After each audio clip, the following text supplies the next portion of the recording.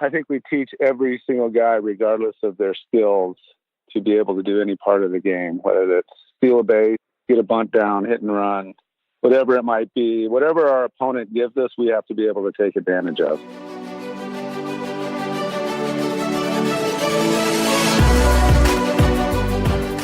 Hey, and welcome to Ahead of the Curve. I am Jonathan Gelnar, and thank you so much for being here.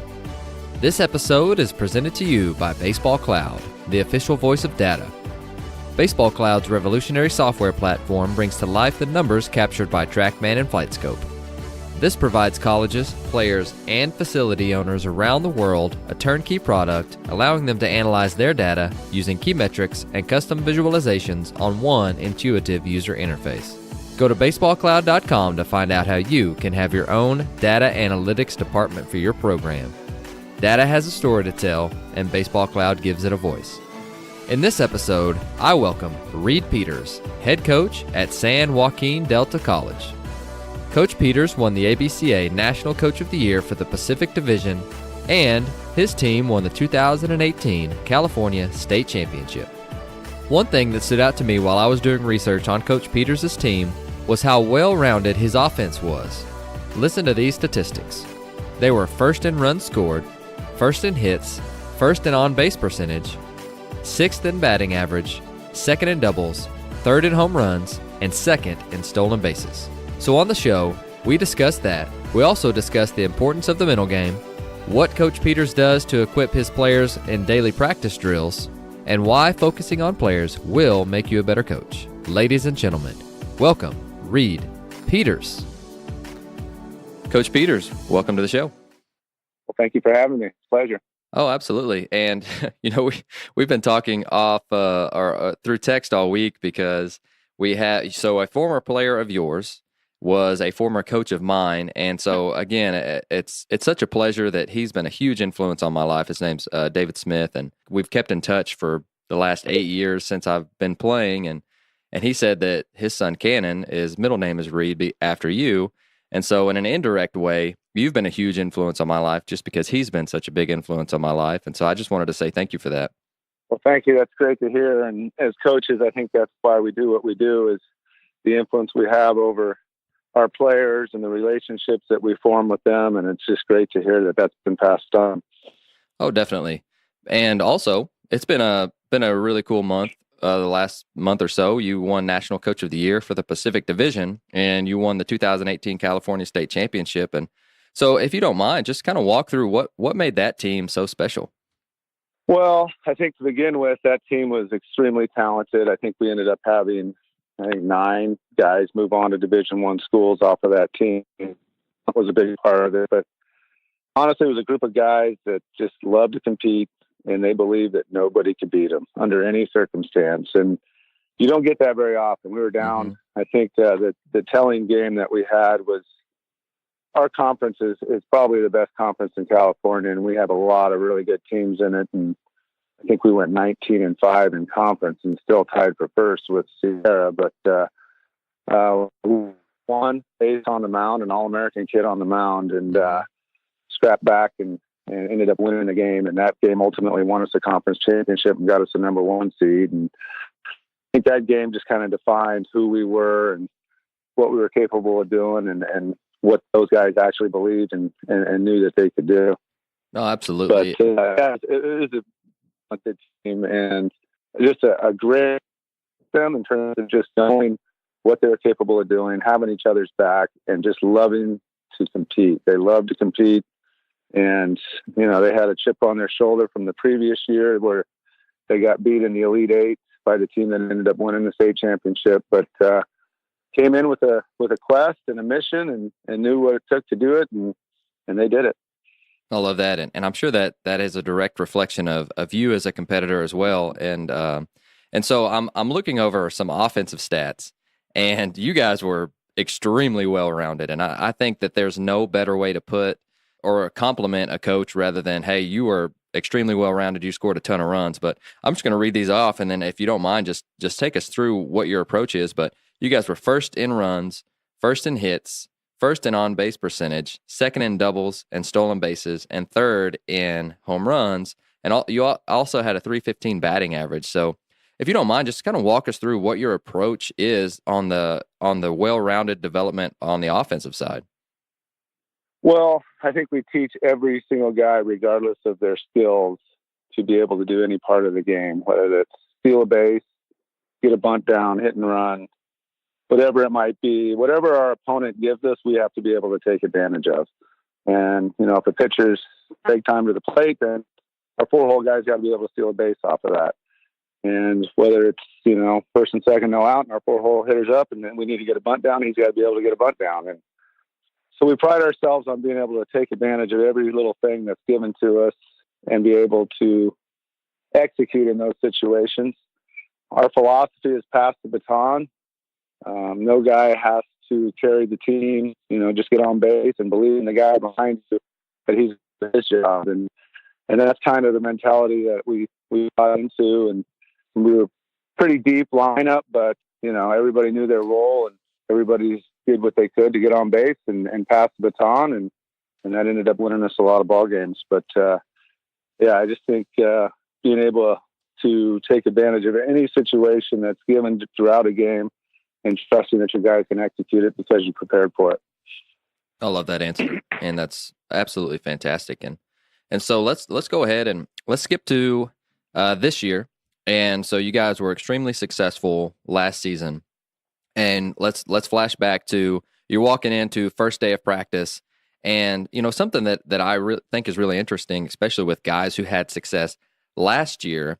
How have you made it a point to help them to understand that last year's success isn't going to necessarily transfer over? Now, there's going to be some momentum because you were very successful last year, but how have you approached that aspect of it?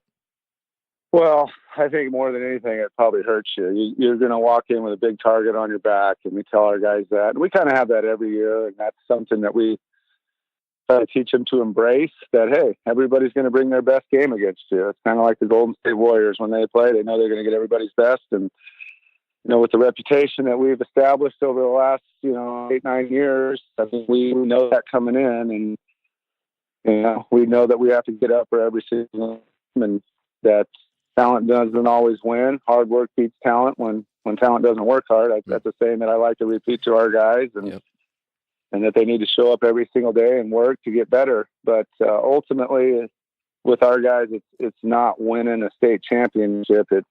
It's moving on to the next level and continuing their career. And that's what we try to preach to them is, you're here to develop, you're here to get better. If we win a state championship, that's great. But the bottom line is we need to move on to the next level and advance your career. And you walk away with an education and a chance to possibly play at a higher level. That's fantastic. And so walk us through kind of what you guys were focusing on this fall. I know that's a little bit broad, but if you don't mind, just kind of take us through what your fall looked like. Well, in California, we're limited to pretty much a 12-hour week. So we ended up cutting out a day of practice from what we did in the past. We ended up giving them Wednesdays off and use that as a recovery day because we work them pretty hard. On a Monday morning, we'll start off with 7:20 study hall. I'll meet them in our study lab, and they'll get an hour of studying under their belt before they head to class. They'll go to class from 8:30 to noon, kind of give them noon to 1 to do whatever they want to do, whether it be go get treatment in the training room, go see a teacher, go out to lunch, whatever they want to do. And then at 1 o'clock, we have a class called Theory of Baseball where we teach them the mental game of baseball. And that's, I think, one thing that we really try to pride ourselves on is teaching them how to play the game mentally, one pitch at a time, and how to prepare and compete one pitch at a time. So we'll do that with our guys from 1 to 2. At 2 o'clock, they'll go out to practice. We'll do about a half hour of conditioning, whether it's, sprint training, agility training, plyometric training. Do that for about a half hour. Then we'll get into our throwing program and then our individual defensive work after that. And then we'll hit for about the last hour of practice, work on our offensive approach, whether it be, and we usually set up stations there. We'll have a bunt station. We'll have a base running station, and our daily maintenance drills in another station, and then hitting live on the field. When we're done with that, we'll head on in and we'll hit the weight room for about an hour. So That's typically a day, a Monday, Tuesday, Thursday, Friday. We'll lift 4 days a week. And then on Saturday, we'll go play somebody and see kind of how we stack up. Perfect. And so you mentioned that you guys were extremely competitive last year, and it sounds like that's part of the culture that you're building, or at least you have built over the past several years. And so walk us through what you guys do to instill that in your players, and whether that's, you guys are doing competition and practices, or you guys are just constantly on them about, hey, this is the culture that we want. So essentially, how do you get that from an idea to actually make it intentional and make the kids understand, hey, this is an expectation? Yeah, I think it starts when you recruit them. So many of the kids that we recruit are getting recruited by a lot of other programs. And when they come in, they say, well, somebody, so-and-so school promised me the starting job at this place. And we make no promises to anybody. All we're going to promise to them is that they're going to have to compete and fight for a job and fight for their playing time. And I think that brings in guys that actually want to compete right from the get-go, because we'll lose guys that are not that type of guy that want that guaranteed starting job, and they'll go to a different school. But we want guys that that want to compete, because I think ultimately we know and they understand that that's what's going to make them better. So those are the type of kids we recruit that aren't afraid to compete to begin with. And then throughout practice, our goal is to have two guys at each position that are really going to push each other. And I think ultimately there's a little friction there at first, but I think eventually they understand that that's going to make them better if there's somebody there pushing them every day. So we'll compete in just about every drill that we do, whether it's with the guy at the same position or as a group. And then we'll have what we call our offensive competitions, where what we usually do is a point game, where every at bat they get throughout that drill is worth either 0 to 4 points, and they'll compete that way. And winners are off, losers clean the field, or you'll put something on it, whether it's what we call a star drill, or losers do the field, something on the line there, just to get them to compete a little bit more.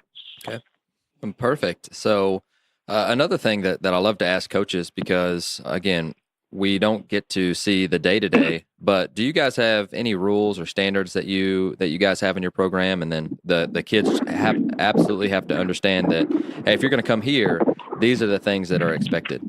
Right. Yeah. I think the big thing with us is just, number one, be on time. Be on time for everything you do. Treat others with respect, treat your teachers with respect, treat your teammates with respect.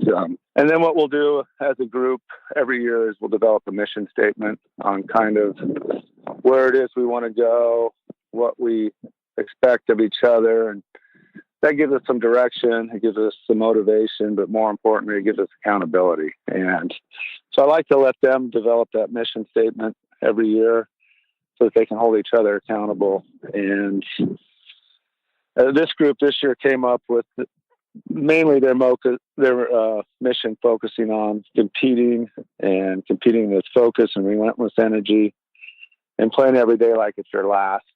We had a player 3 or 4 years ago, Calvin Riley, that was a really competitive kid. He was our closer that year, and he was hanging out with some friends in San Francisco over summer break and ended up getting shot and killed playing Pokemon Go that game. And that kind of just really hit home with a lot of our guys, that it can be over that fast. And so every year we involve him in our mission statement, and just kind of use that as a reminder and have him there with us every year. But that's kind of the type of kid he was, a big-time competitor who loved the game and played it with just tremendous focus and relentless energy. And our guys kind of feed off of that and use that as their mission to motivate them and just hold each other accountable when they're not doing what they need to be doing in practice or off the field or wherever it might be. That's one of the toughest things a coach ever has to go through. And it's really neat that you guys have turned it into something positive and a constant reminder. And he's living through you guys for sure. And so on a different note, what is something unique that you guys do that maybe you've noticed other programs don't do? I think what we do more than anybody else is really focus on the mental game.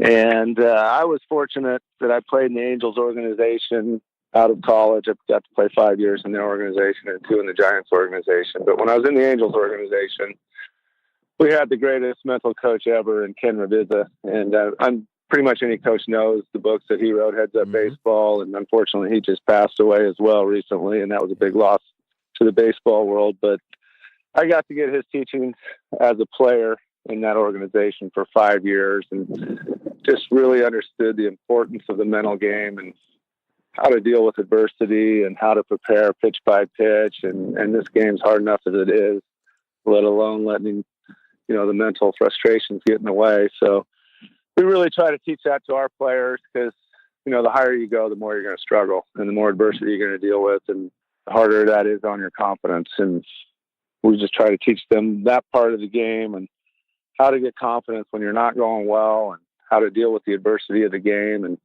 just how to prepare pitch by pitch mentally and physically and getting your body under control in pressure situations and things like that. So I think that's helped us, especially when we get to the end, when the pressure is at the highest. I think we do a pretty good job of handling that. Is there anything in particular or any stories that you've got that he really helped you as a player? Is there anything that comes to mind when I ask you that? Yeah, I think, it's just realizing that you do belong. I going throughout my career, I was a pretty good player, and I felt like, I could succeed at just about every level. And then I got to AAA, and then I started really questioning, do I really belong here? Am I really that good? And we had some talks together, and he just helped me with that confidence part and just making me realize that I really do belong. And it's not all about physical ability. It's about, your work effort and the things mentally that you put into the game as well. I love that. And so you're out on the recruiting trail and you're trying to get guys that fit your system, and inevitably they're going to ask, how are you going to prioritize my individual development within the team? And so what are some ways that you guys have figured out as ways to do that?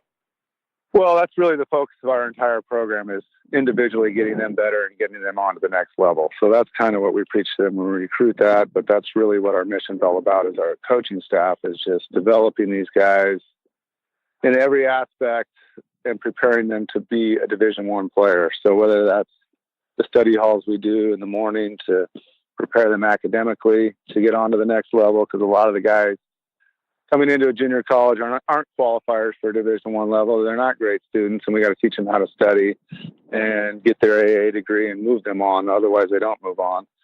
The weight room is huge. Most of them aren't physically ready to go play at a Division I school as an 18-year-old coming out of high school. So we just pound the weight room and, just teaching them the skills that we have. We have great position coaches here. I've been very fortunate to have a really good group of assistant coaches that come in and do a tremendous job for us, but their individual teaching of the skills that it takes to move on to the next level have been very good as well. So yeah, we do it kind of as a team, but individually every guy prospers through that. And that's kind of what we try to preach to them when we're recruiting them. Cool. So let's go ahead and let's skip forward to where we're at currently, getting ready for the spring and competition. Do you mind taking us through what a typical practice plan would look like for you guys, and how much time would you spend on what, and just essentially once the kids get there or even pre-practice, what are you guys doing?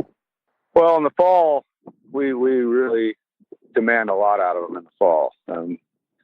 So I know we talked about that a little bit already, but in the fall we go 4 days a week, and those 4 days are really hard in terms of conditioning, and we're expecting them to compete out on the field, and they're trying to earn a job and earn playing time, but at the same time, then we go in and pound them in the weight room and really push them in the weight room. So that's a grind. The fall is really a grind. For us, it's kind of an evaluation and development time of year. When we get into the spring and we start playing the games that count and all that, we obviously cut it back quite a bit. We don't condition near as hard.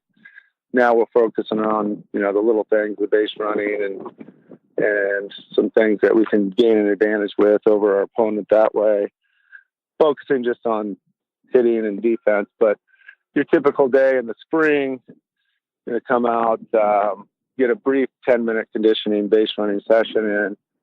After that, we'll do our throwing program, which for us, position player-wise, is going to consist of 2 days of long toss and a day of what we call positional catch, where all the throws they make are from their position. Okay. So we try to limit the throws and make them more of the throws that they'll make from their position, individualize it a little bit more.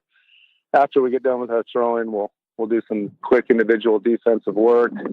We find some skills. We're lucky we play on turf.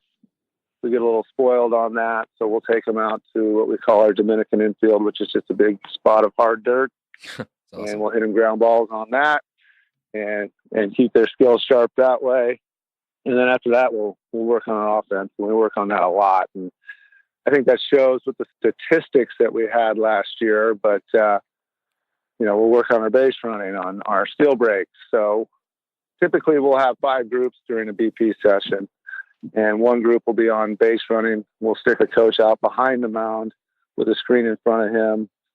So he's actually behind the guy throwing BP with a screen in between the two of them. Okay. And he's working on steal breaks with the runners. And they'll work on steal breaks at first off a righty. They'll work on steal breaks at first off a lefty. And they'll work at second as well, stealing third. So that'd be one group. Another group will be working on their defense. Another group will, with live reads off the bat, especially the outfielders. No better time to work on that than during BP.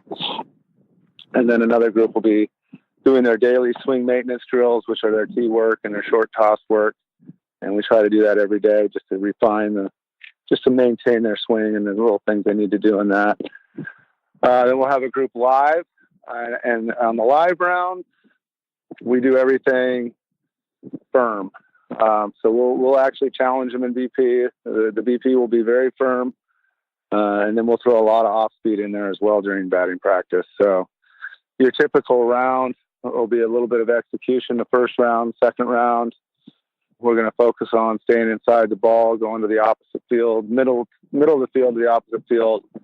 And then the following round is going to be all off speed, whether it be change-ups or breaking balls or both. And then the last round, we'll turn it loose a little bit, let them get some confidence. But again, it'll be straight but all firm. And we try to let them see a lefty and a righty just about every single day in terms of BP throwers. We have, fortunately, our pitching coach left-handed, so we'll throw both of those guys at him every single day. So that's awesome. Just kind of try to prepare them for every little thing. And when we're done with practice, we'll usually try to do some type of competition thing in practice, whether it be a scrimmage, a point game, something to get them to compete a little bit at the end. But then we'll hit the weight room again. We'll lift during the season, we lift 3 days a week. We typically play on Tuesdays, Thursdays, and Saturdays in California, single games every day. So we'll practice on Monday, Wednesday, Friday. And so we'll lift just maintenance lifts on Monday, Wednesday, Friday to try to maintain what they worked on in the off season. Cool. Well, I'm curious on your mixed BP. Are you guys telling them, hey, we're only throwing a certain amount of off-speed pitches this round, or are you just literally just throwing them firm and then just mixing it in whenever you feel like it? We'll do both. We'll do one day where we'll tell them what's coming. So, and that when we do that, it'll be you'll throw them a fastball, then you throw them a breaking ball. You'll throw them a fastball, then you throw them a breaking ball. Just alternating the two. And if it's, right on left, we'll go fastball, curveball, fastball, changeup, fastball, changeup. And there's the same thing with left on right. Get them some more changeups because that's typically what they'll see a little bit more of. But yeah, and then we'll do another round one day where we won't tell them what's coming. Mm-hmm. It'll just be recognize and see it. And you might have an emphasis on see the breaking ball up or whatever it might be. But, you'll tell them ahead of time what you want and just try to get them to accomplish that. I love it. Do you guys hit off machines very often? We don't. And I know that's kind of one of the things that is the hot topic right now is hitting off machines. And the reason I think a lot of teams do that is to keep it firm. And that's something we've always emphasized anyway is very firm BP. So we'll get close and we'll let it go a little bit. And I'll tell all our guys, let it go, challenge them. And so that's one reason we don't use the machines a lot is I'd rather see live arm. And I think most players will tell you they'd rather see live arm over a machine as long as the live arm can throw strikes and, sure. and do that and throw it firm. So we use more live arm than machines. We are starting to use a little bit more machine in just terms of down in the tunnels. But when we're on the field, it's always live arm. Cool. No, I like that a lot. And that's something that we've actually incorporated the machine quite a bit just because there's not a lot of hitting guys on our team. And so instead of me throwing constantly, it's allowed me to do more walking around. And that's one aspect that I didn't anticipate, but it's helped me quite a bit rather than just throwing BP. And you're probably better at this than I am, but being able to pick up things in BP, I'm actually being able to stand behind and talk with them about those different things. And so that's just been one added benefit, but I love that you guys are keeping it firm all the time. And that's, 40, 40, 40 BP is something that I used to do that I've definitely taken out lately. And the kids are like, man, so we're standing in for bullpens this last week, and the kids are going, man, this looks so much slower than what we see off the machine or from you guys every day. And I'm like, yes, that's what we want. Like, we want the game to slow down. Right, exactly. And usually it's the other way around. So if you can do that, that's a key. And we're very fortunate. We do have 5, 6 coaches. Most, high school programs and even a lot of the college programs don't have that many guys that can throw BP. So we're very fortunate that we do have that many guys that can throw it. Otherwise, we'd be using a lot more machines as well. Perfect. So looking back on your career, and this is a question that I love to ask the head coaches, because I feel like that most people would say that they weren't prepared, and maybe you have a different answer, but what do you wish you had known before you became a head coach? And if you could go back and talk to your first year self, what would you say? I think the big thing is, and especially when you first get into coaching, it's kind of about you and advancing your career and getting to where you want to be. And really, that's not what it's about. It's more about the players and advancing their careers. And I think once I kind of realized that, I became a lot better coach. We talked about David Smith and that group. I mean, I was as hard on that group as I've ever been on any group. And I grew up in that environment, the old school environment. My college coach is Fred Dallimore, and he's a great coach at UNLV, and I think he's all-time winningest coach there.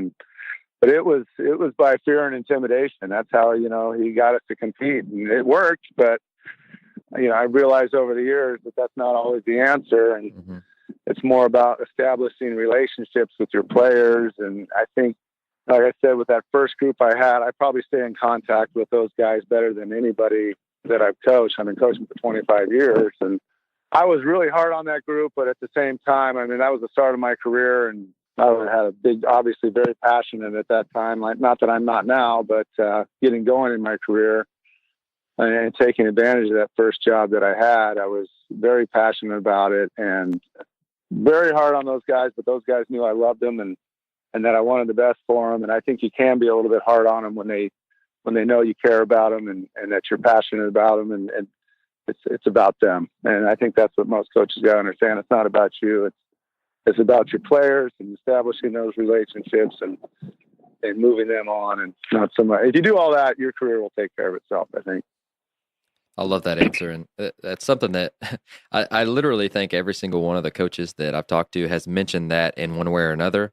And I would do the same thing. I think my first year, I was way too harsh. I mean, I was like 3 years older than the players that I was coaching, but I didn't want to be their friend, and come to find out they didn't want to be mine either. So it kind of worked out. But it's just one of those things that, like you mentioned, once you develop that relationship piece, you'll get more out of them just because they'll want to run through the wall for you, not ask you why. And I love that aspect of it. That's exactly right. Exactly right. Well, talk to us about your learning and how you've grown lately. And so what's something that you've stumbled upon or learned lately that's gotten you really excited? Well, I try to go to the convention as much as I can, just like every other coach, the ABCA convention. And we usually start practice right about that same time. And in California, we open up really early in January. So we got opening day next weekend, as a matter of fact. But nice. So we got to get back and get going and get moving and on all that. But I think 2 years ago, I think it was in Anaheim, there was a speaker there that kind of really hit home with me. He was an author, Todd Dongwer, I think is his name, and he wrote the book Lead for God's Sake. And he spoke that day, and a lot of that really hit home with me on about how to lead. And most people use punishment and reward as a way to lead people, and either put fear in them or you lead with reward. And his whole purpose is talking about would be leading with your heart and understanding your purpose and why God put you on this earth, and to lead with the gifts that he gave you, and establish those relationships with your players and lead them that way. And I think that hit home with me more than anything that I've done. And I try to use that with my players and lead that way. And I think that's helped me a lot as a coach. Let me take a few seconds to tell you guys about OnBaseU. OnBase University is an organization that studies how the human body moves in baseball and softball. They offer certification seminars that teach coaches, trainers, and medical professionals how to assess an athlete's physical ability to perform movement patterns that are specific to hitting and pitching. For example, they just put up a blog post on their website, onbaseu.com, that discussed why hip internal rotation is important in hitting and how they evaluate it with their OnBaseU screen. If you want to learn more about OnBaseU, I did a podcast with the OnBaseU founder, Dr. Greg Rose, episode 78, and he talked about how he modeled the screen after golf assessments that he created for TPI. They are hosting pitching and hitting seminars in Phoenix, Newark, and Houston over the next few months. I will be attending one soon, and I hope to see you there. Oh, absolutely fantastic. And so another one of my favorite questions, and I think I may need to rephrase this because I think I say this every podcast, but I love to know what you guys are doing just that one drill or those couple of drills that you know that you're going to get a lot out of your kids because they love it. And it's usually something competitive, but what's something that you guys do in practice that your kids love, and when you show up and you're like, hey guys, we're doing this today, they get so excited about it? It's that competitive point game that we do. So we have two coaches that are a little bit younger that really are still pretty athletic and can hang with our players athletically. And we'll put those guys on the mound and they'll compete with them. They'll get up there and they'll be getting after it. Awesome.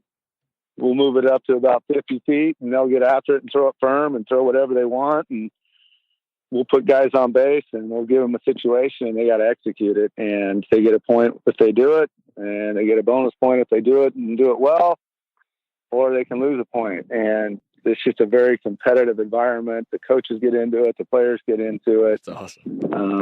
But it's those situations that are going to win or lose you a ball game, getting a bunt down or hit and run or moving a guy over or scoring a guy from third or getting that clutch hit with the bases loaded. So we'll put all our guys through those situations. We'll put our two younger coaches out there and let them compete with the players. And it gets pretty intense and pretty fun, but yeah, they love doing that. Oh, fantastic. Well, what are some things that have really influenced your coaching career as far as books go? Or you mentioned the ABCA convention, and guys, I can't say enough of how awesome that convention is, and you've got to go every year. But what are some other things that have really influenced your coaching career that if we have some listeners that want to really dig into some stuff like that, what would you recommend?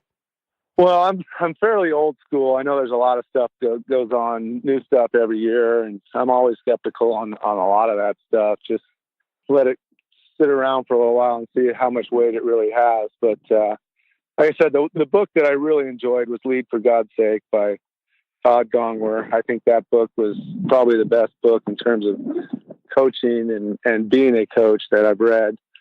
So I really enjoyed that book. So I'm more into the leadership side of it as a head coach, especially. I know that, Sure. you know, as a positional coach or assistant coach, you kind of focus on the position that you coach and try to get as much knowledge on that. But I think as a head coach, it's more about how we're going to lead and our responsibilities. And so I'm more into the leadership side of it. And that's a book that I really enjoyed in terms of being a leader and how to lead, was that book that Todd wrote. Oh, very cool. Well, Coach Peters, I appreciate you taking the time to share with us and give us really a ton of insight into your program. And so if there's anybody that wants to get in touch with you, what would be the easiest way to do so? Probably email. I'm not the social media type. Like I said, I'm pretty old school, so I don't have a Facebook. I don't have a Twitter. I don't do any of that. My assistant kind of does our Twitter for our baseball program, but email is probably the best way. rpeters@deltacollege.edu is the best way to get a hold of me. And I said, anything I can do to pass the game on and help anyone else, I'd love to do that. I've had a lot of great people in my life that have taught me a lot about the game and been a great influence on me. So if I can do that, in return and help someone else, I'm all about that. I love it. Well, you've got an open mic. Is there anything else that you'd like to tell our listeners before you go?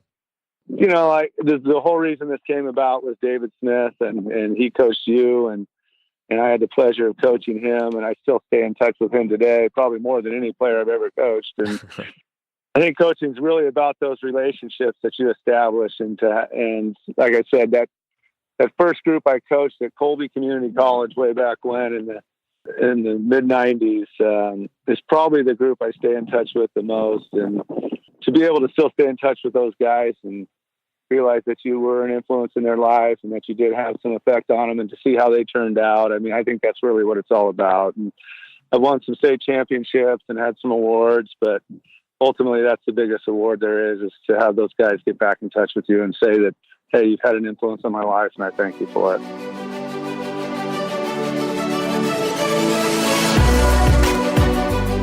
Thank you for listening to Ahead of the Curve.